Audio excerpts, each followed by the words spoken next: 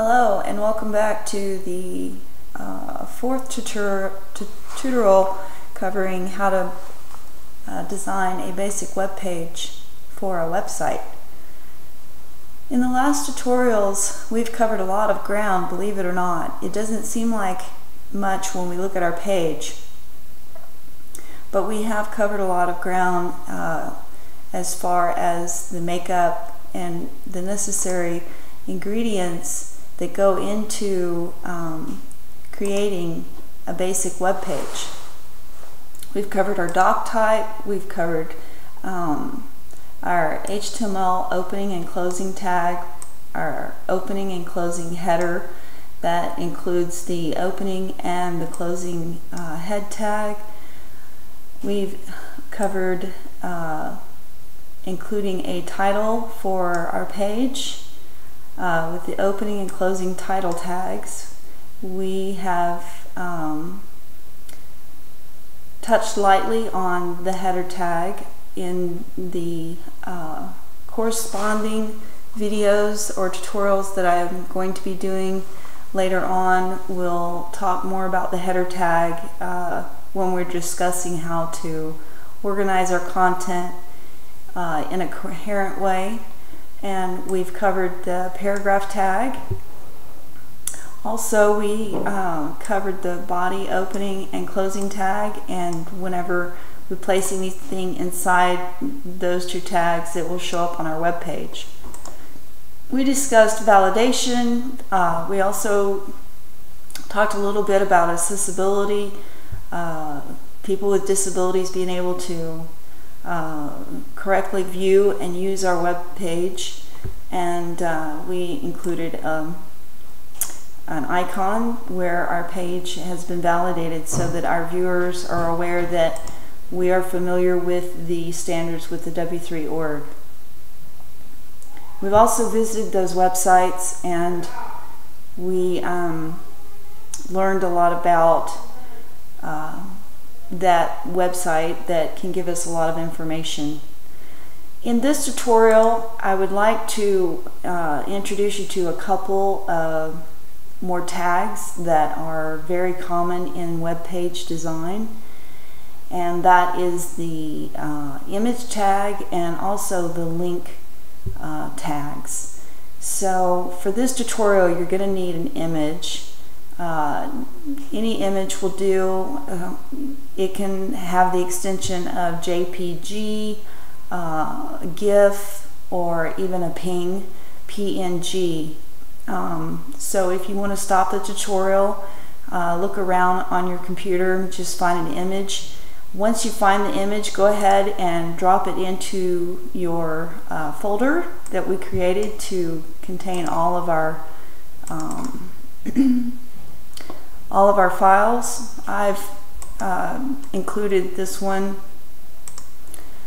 just a random photo that came with the Microsoft XP.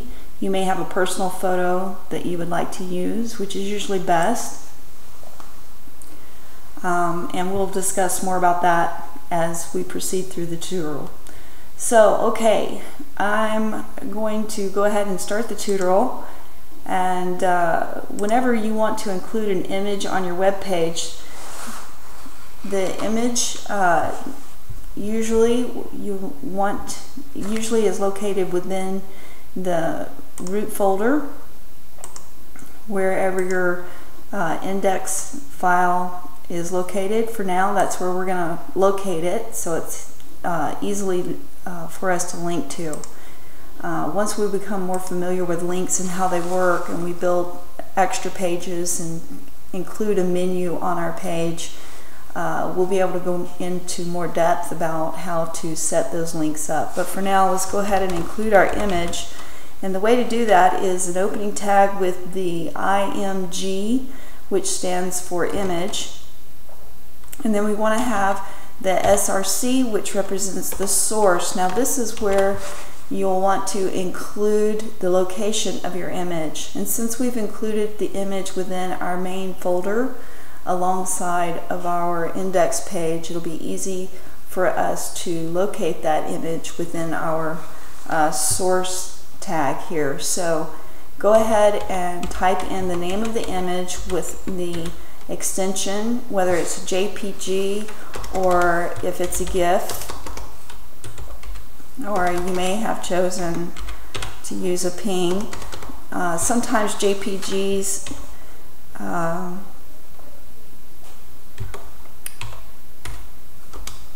come in the form of JPEG.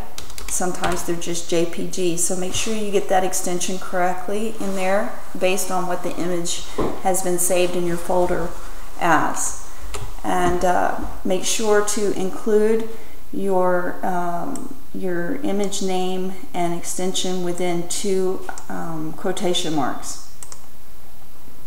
The next thing that we want to include in this beginning image tag is an alt tag. Now what the alt does is it describes, it works, it has two,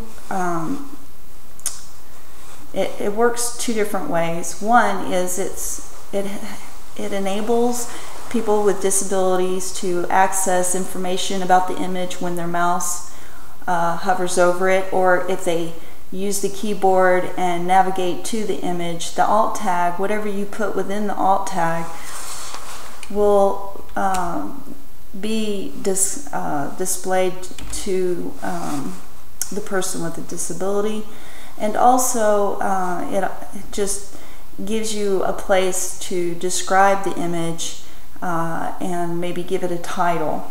So in this case, we're just going to go ahead and put sunset image or sunset photo. We'll just put sunset image. Just the basic description of our image, and we'll see how that works once we refresh it in our browser and the image is actually displayed on our web page.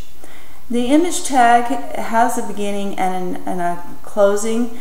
Unlike the rest of the tags that we've been studying, it only has one, and so once you have your beginning IMG for image and then your source with the equal sign, you have to include the equal sign because that allows the browser to know the source of the image is equal to this location.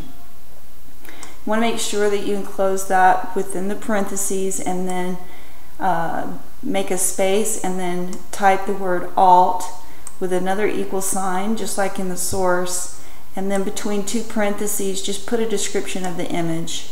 You can put anything there. You can put, if you have an image of yourself, you can put my photo, anything you want to put in there, and you'll see how that works in a moment. So after you have that in a couple parentheses on each side, then the closing of the image tag is a / with a closing bracket.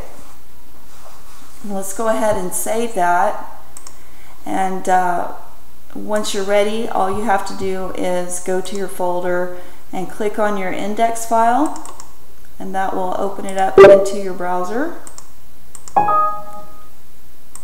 and there you'll be able to see your image on your web page. Now within this image tag you have some choices, some information that you can put in the image tag, such as the width and the height of the image. For example, in this demonstration, this photo is quite large, and so maybe you don't want to display this image in the largest size within the main section of your web page.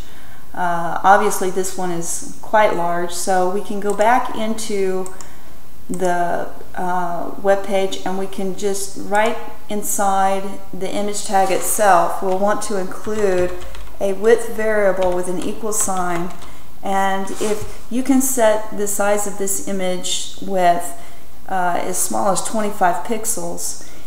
Usually if you want to create a thumbnail, 100 pixels will render it pretty small, but large enough that you can get some idea of what the image is. And then the next thing you want to do is, without distorting the image too much, if it's a landscape photo like mine, you want to make the height just a little bit smaller than the width so that we don't distort the image too much. If it's a portrait, you would just do right the opposite. You would make the height 100 pixels.